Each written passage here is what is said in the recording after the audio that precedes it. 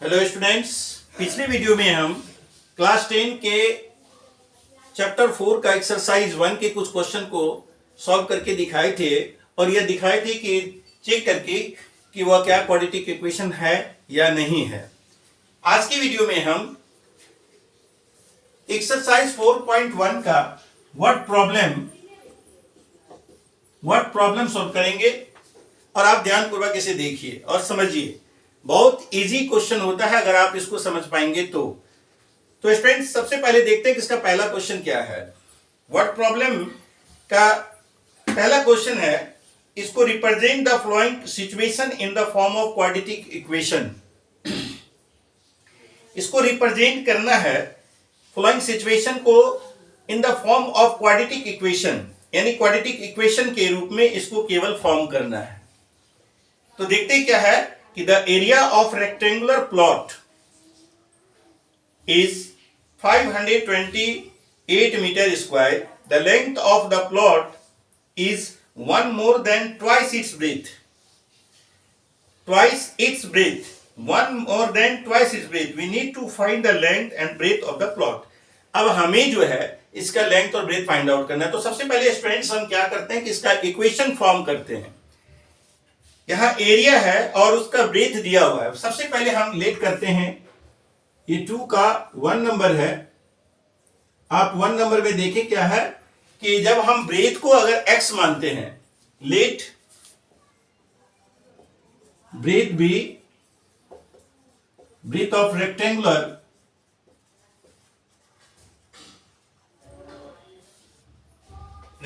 Plot be x। अगर हम इसके रेक्टेंगुलर प्लॉट के ब्रेथ को अगर हम x मानते हैं तो अकॉर्डिंग टू क्वेश्चन कहता है कि उसका लेंथ क्या होगा। तो लेंथ है स्टूडेंट्स, इसका लेंथ है 2x + 1, यानी कि 1 more than twice its breath. तो ट्वाइस इट्स ब्रेथ का मतलब हुआ 2x, 1 मोर देन +1, यानी इसका ब्रेथ है 2x + 1। जहां पर आपका ब्रेथ हो गया x और लेंथ हो गया 2x + 1, तो इसका एरिया होगा स्टूडेंट्स, एरिया बराबर लेंथ इंटू ब्रेथ होता है, लेंथ इंटू ब्रेथ होता है। तो जब हम लेंथ को लिखते हैं यहां पर है 2x + 1 और इंटू ब्रेथ हमारे पास क्या है x।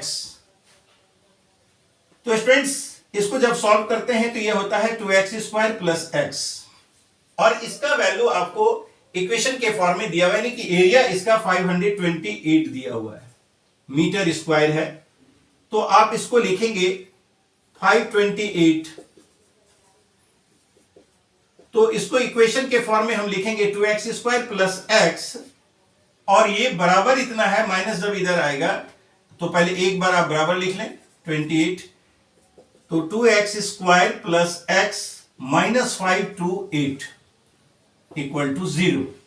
तो स्टूडेंट्स ये इक्वेशन फॉर्म हो गया हमारा। अगर हमें इसका एरिया फाइंड आउट करनी हो, x यानी कि लेंथ और ब्रेथ अगर हम निकालना है, find the length and breadth of the plot, तो इक्वेशन फॉर्म करने के बाद हम इसको क्या करेंगे, फैक्टराइज कर देंगे। तो स्टूडेंट्स फैक्टराइज करने के बाद हमारा x और y का वैल्यू होगा, लेकिन यहां पर केवल इक्वेशन फॉर्म करने के लिए कहा जा रहा है। सॉल्व करने की आवश्यकता अगर होगी तो फिर आप x का वैल्यू निकालें और इसका x का वैल्यू आप निकाल सकते हैं मिडिल टर्म स्प्लिट करके। तो जैसा कि हम जानते हैं कि मिडिल टर्म को स्प्लिट करने के लिए अब हम पहले क्या करेंगे, इसका प्रोडक्ट निकालेंगे। 528 × 2, तो स्टूडेंट्स इसका प्रोडक्ट हो गया 1056। अब हम इसको क्या करते हैं कि इसको फैक्टराइज करते हैं।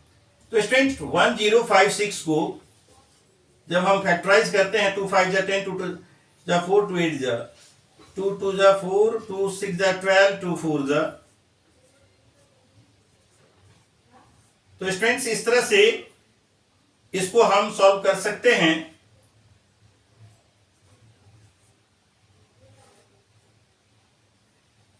तो 2 3 = 3 = तो 2 2 = 4, 2 * 8, 2 * 16, 2 * 32।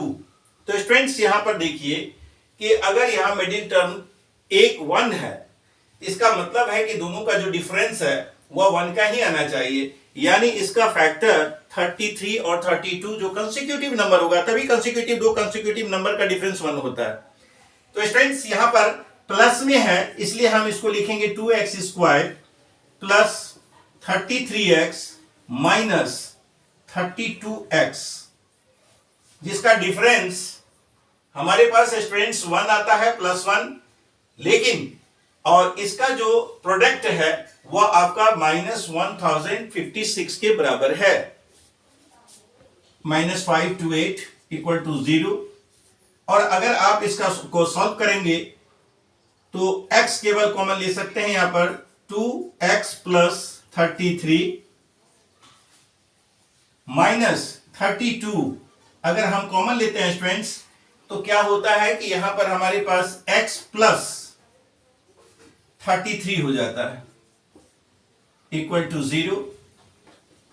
2x + 33 और x - 32 बराबर 0। तो क्या करते हैं कि हर एक फैक्टर को हम इक्वेट कर देते हैं 0 के साथ। तो स्टूडेंट्स 2x + 33 = 0 एंड x - 32 = 0। तो 2x = -33, क्योंकि 0 - 33 तो -33 ही होगा स्टूडेंट्स, और x का वैल्यू इसका आ जाता है आपका -32/2, 33/2।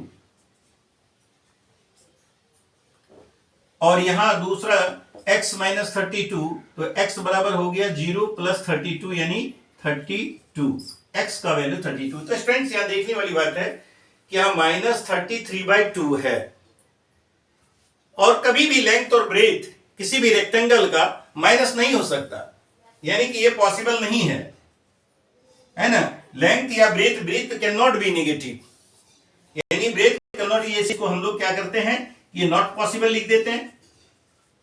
इसका अर्थ है कि x का जो वैल्यू है वह हमारा आएगा, देयरफॉर x बराबर क्या होगा, 32। तो स्टूडेंट्स ये x जो है क्या है, वह x इसका ब्रेथ है, और उसके बाद अगर हमारा ब्रेथ हो गया कितना, ब्रेथ हो गया 32 मीटर, तो लेंथ हो जाएगा 2 × 32 + 1 यानी कि 64 + 1 यानी 65 मीटर। तो स्टूडेंट्स इस तरह से आप लेंथ ब्रेथ भी इसका फाइंड आउट कर सकते हैं। We need to find the length and breadth of the plot, हमें उसका लेंथ और ब्रेथ ज्ञात करना है। तो आप क्लियरली देख रहे हैं यहां पर कि लेंथ उसका 32 मीटर आया, और सॉरी लेंथ 65 मीटर आया, और ब्रेथ जो है वो 32 मीटर है। तो इस तरह से स्टूडेंट्स हम लेंथ और ब्रेथ इसको फाइंड आउट कर सकते हैं। पहले इक्वेशन में हम इक्वेशन सॉल्व किए, फिर इसको सॉल्यूशन निकाल कर दिखा सकते हैं।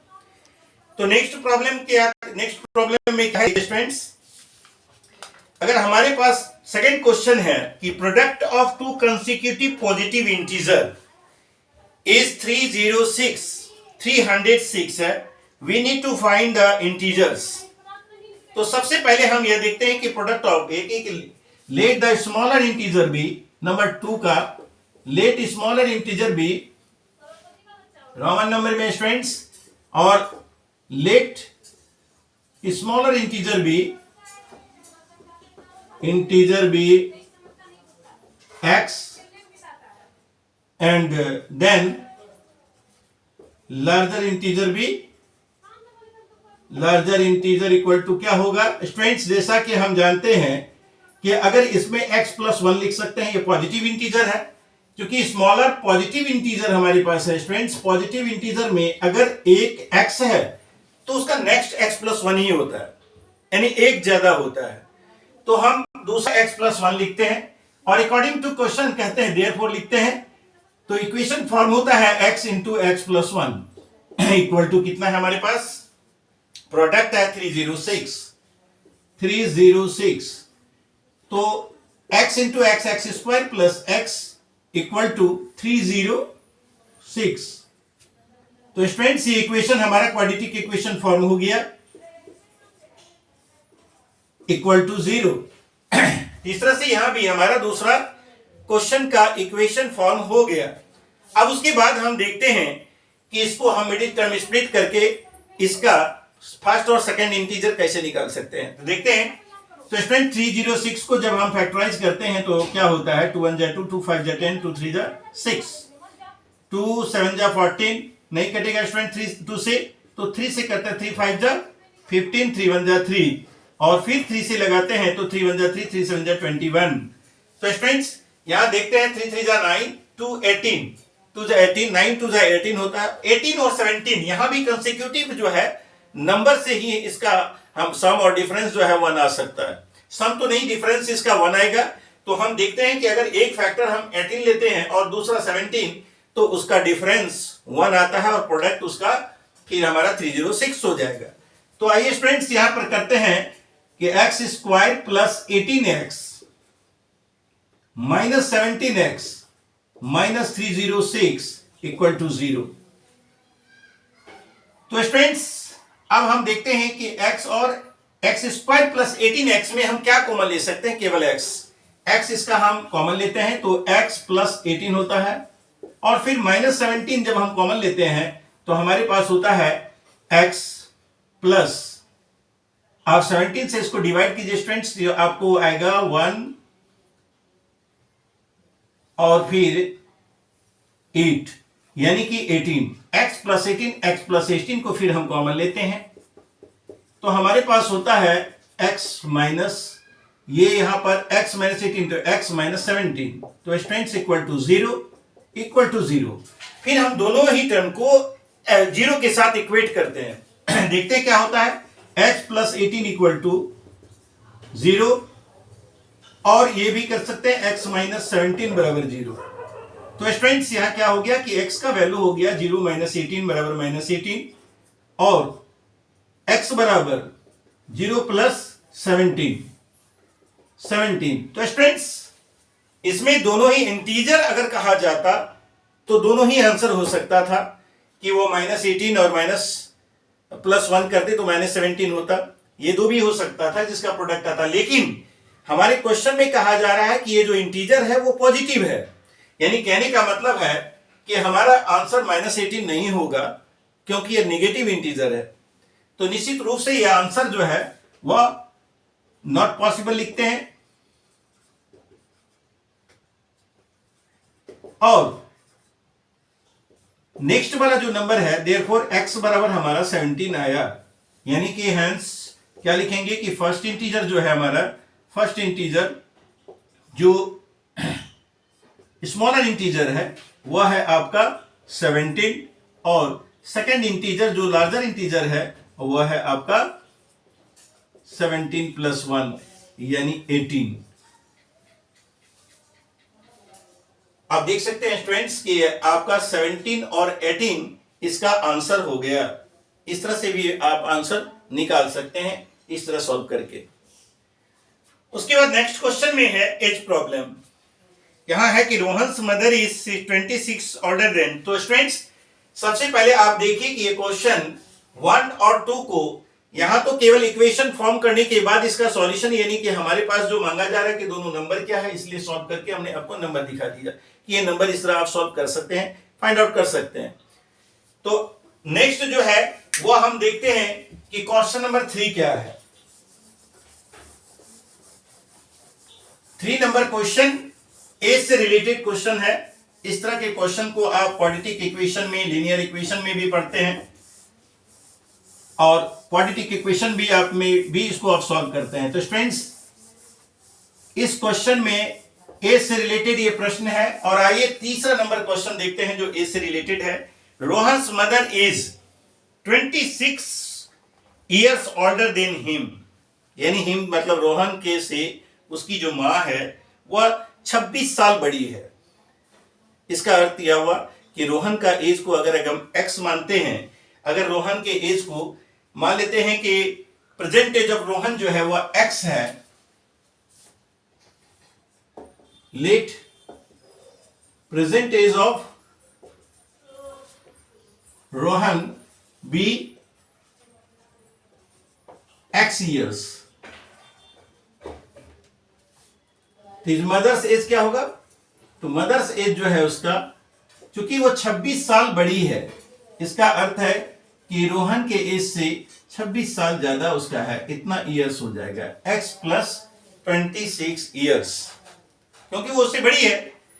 तो नेक्स्ट इसमें कहा जा रहा है कि the product of their edges 3 years from now will be 360. We would like to find Rohan's present age.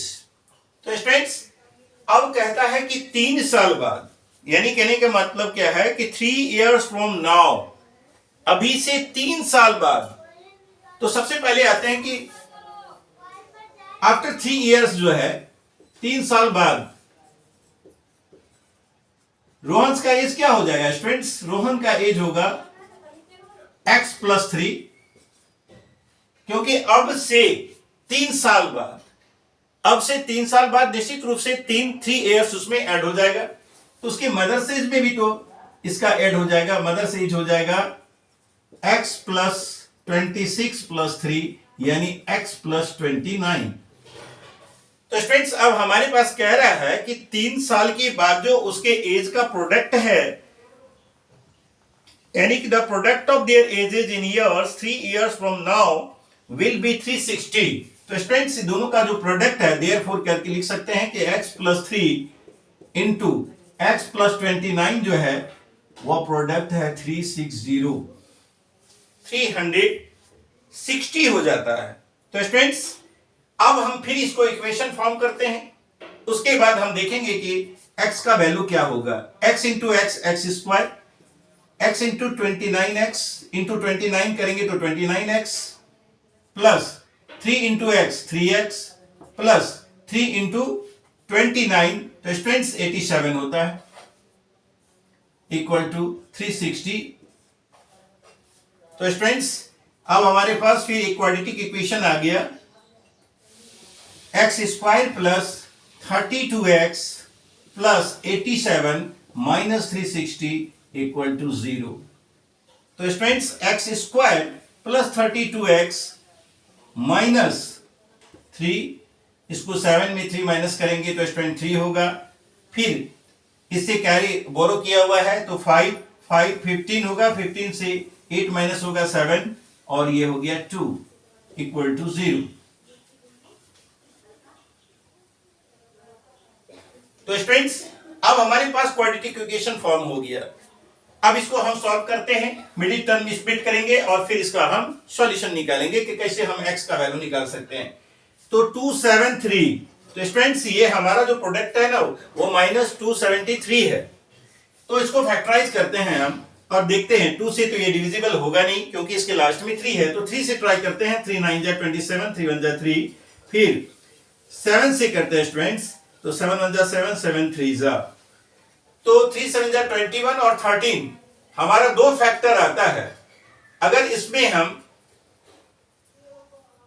21 और 33, तो स्टूडेंट्स अगर हम यहां पर देखते हैं कि 39 और 7 2 फैक्टर्स को अगर हम लेते हैं तो उसका डिफरेंस जो है हमारा 32 आता है। तो लिखते हैं हम x square plus 39x minus 7x minus 273 equal to 0।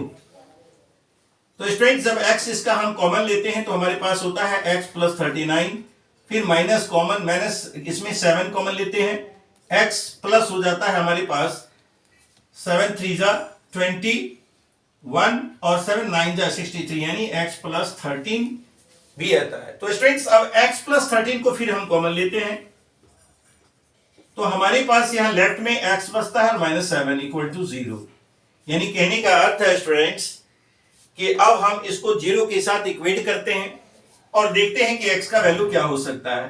तो x प्लस 39 इक्वल टू 0 और x माइनस 7 इक्वल टू 0, यानी स्टूडेंट्स हमारे पास से आया x का वैल्यू 0 माइनस 39 यानी माइनस 39, और यहां देखते हैं x का वैल्यू हमारे पास आता है 0 प्लस 7। जैसा कि आप जानते हैं students age can not be negative, किसी का भी उम्र माइनस में नहीं हो सकता है, तो निश्चित रूप से ये माइनस 13 इसका आंसर हो नहीं सकता क्योंकि एज जो है वो नेगेटिव नहीं हो सकता है। तो लिखते हैं यहां पर age can't be negative, therefore x का वैल्यू हो गया हमारे पास 7।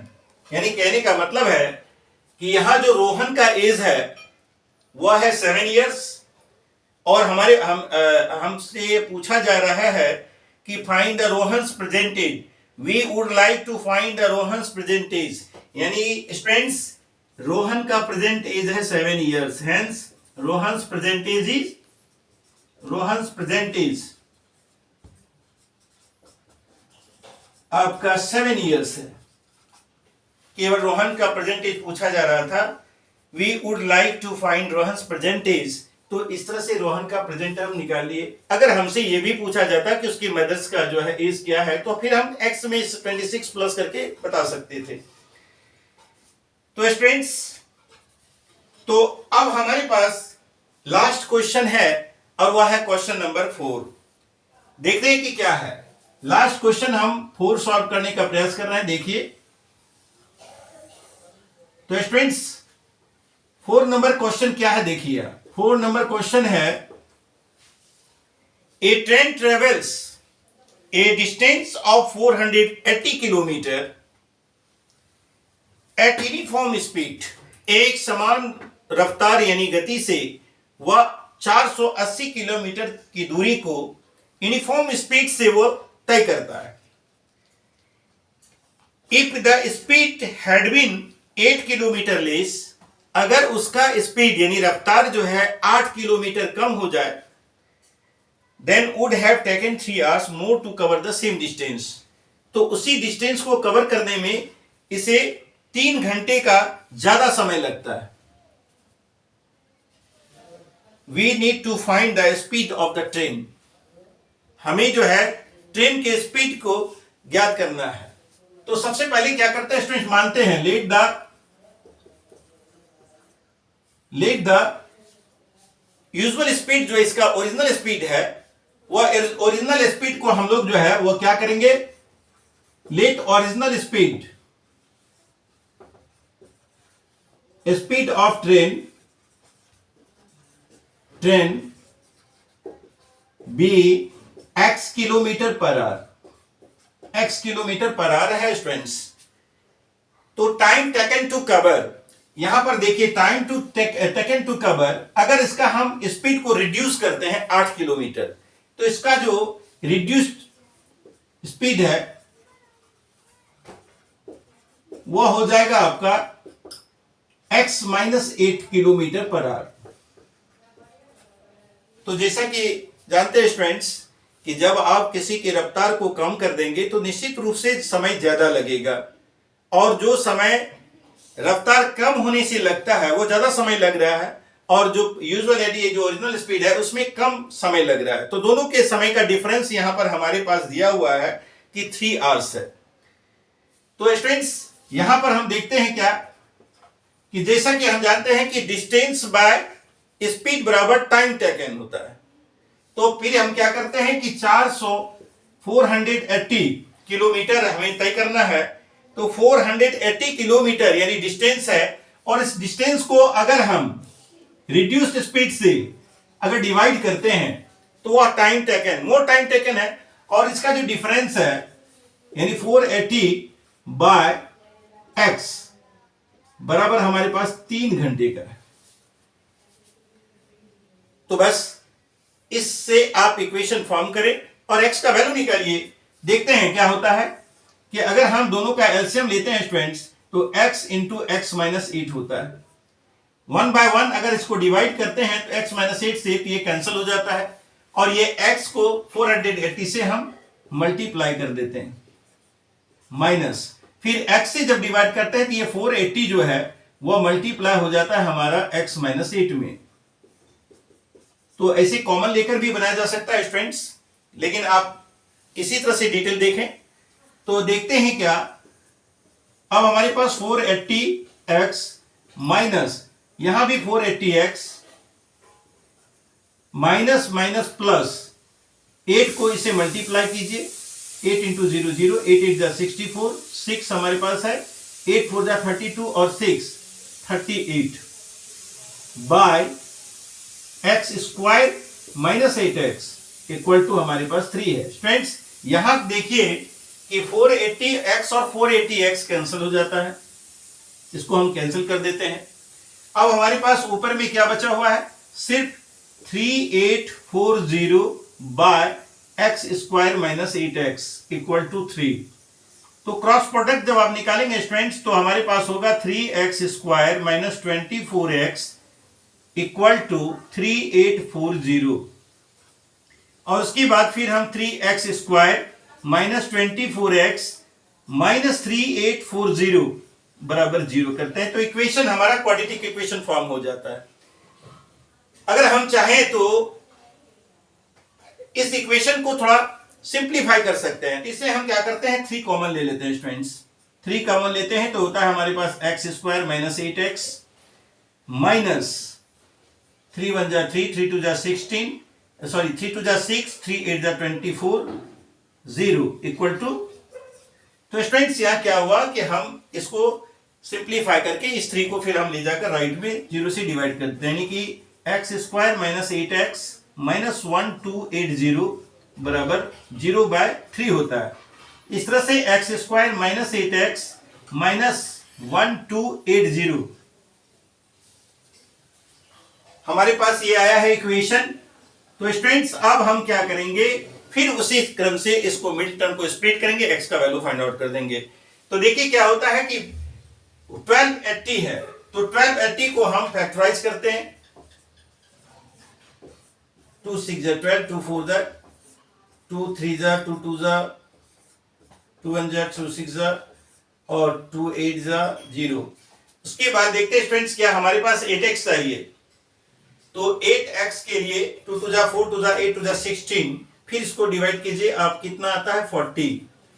तो स्टूडेंट्स यहां पर देखें हम क्या है, 2 2 जा 4 2 जा 8 2 जा 16 2 जा 32 और 40। तो निश्चित रूप से 40 और 32 इसका फैक्टर्स होगा।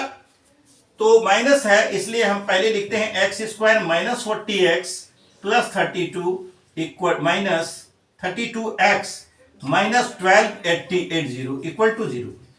तो क्लियर है स्टूडेंट्स कि अगर इसमें हम x कॉमन लेते हैं तो हमारे पास होता है x माइनस 40 प्लस 32 कॉमन लेंगे तो यहां भी हमारा x माइनस 40 आएगा। तो स्टूडेंट्स क्लियर है कि अब हमारे पास x minus 40 into x plus 32 है बराबर 0।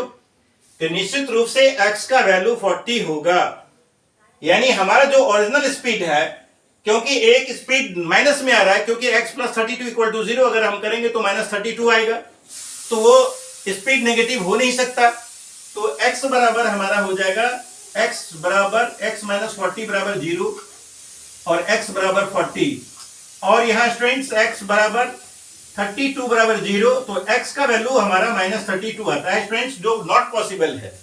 यानी कहने का मतलब आप लिख सकते हैं कि hence speed of train is 40 kilometre per our. Speed of train is 40 kilometre per our. तो स्टूडेंट्स इस तरह से सारा वर्ड प्रॉब्लम हम सॉल्व करके आपको दिखा चुके हैं। आप इसे बार बार बनाएं और प्रैक्टिस करें, क्योंकि आप जानते हैं कि विदाउट प्रैक्टिस का मैथ ये पॉसिबल नहीं है कि आप अच्छा कर पाएंगे। इसके अलावा भी आपको प्रैक्टिस करने की आवश्यकता होगी, केवल एनसीईआरटी काफी नहीं है जिसको सॉल्व करके आप अच्छा स्कोर कर सकते हैं। तो स्टूडेंट्स आप अच्छा स्कोर अगर करना है तो आपको इसके अतिरिक्त भी कुछ अन्य प्रकाशन के बुक्स को भी आपको सॉल्व करना होगा। एनसीईआरटी होने के बाद में आर.एस. अग्रवाल से रिलेटेड कुछ क्वेश्चन भी आपको हम सॉल्व करके बताएंगे, दिखाएंगे। आप हमेशा इसमें बने रहिए, तो फिर हम ज्यादा से ज्यादा वीडियो आपको अन्य प्रकाशन के बुक यानी आर.एस. अग्रवाल से रिलेटेड क्वेश्चन को आपको दिखाएंगे। उसमें से बहुत सारे डिफरेंट क्वेश्चन जो है आपको प्रैक्टिस के लिए मिलेंगे और उसके सारे इंपॉर्टेंट क्वेश्चन जो अक्सर परीक्षा में पूछे जाते हैं उसे भी हम आपको बताने का प्रयास करेंगे। एनसीईआरटी को बार बार आप प्रैक्टिस करें और प्रैक्टिस करने से ही, और जब तक आप किसी भी सब्जेक्ट का कंसेप्ट नहीं जानेंगे तब तक वह सॉल्व नहीं हो पाएगा, उसको अच्छे से आप सॉल्व नहीं कर पाएंगे। तो स्टूडेंट्स मेरा प्रयास है कि आप ज्यादा से ज्यादा इसको प्रैक्टिस करें और आपको सिंपल वे में क्वेश्चन हम बताएंगे और बताने का प्रयास भी करेंगे कि आपको ज्यादा से ज्यादा क्वेश्चन आपको सॉल्व करा पाए। पहले हम एक बार एनसीईआरटी को कवर करते हैं, फिर एनसीईआरटी के अलावा आर.एस. अग्रवाल से कुछ इंपॉर्टेंट क्वेश्चन को आपको कराएंगे। उसके लिए आपको हमेशा ये बना रहना पड़ेगा। आपको लगातार आप वीडियो देखें। कुछ वीडियो हमारे पिछले एक्सरसाइज का आपको पीछे वीडियो में मिल जाएगा और आप इसको लगातार प्रैक्टिस करेंगे तो आप आसानी से सारे क्वेश्चन को सॉल्व कर पाएंगे। तो स्टूडेंट्स, आज के वीडियो में इतना। फिर नेक्स्ट एक्सरसाइज के साथ हम नेक्स्ट वीडियो में मिलेंगे। धन्यवाद।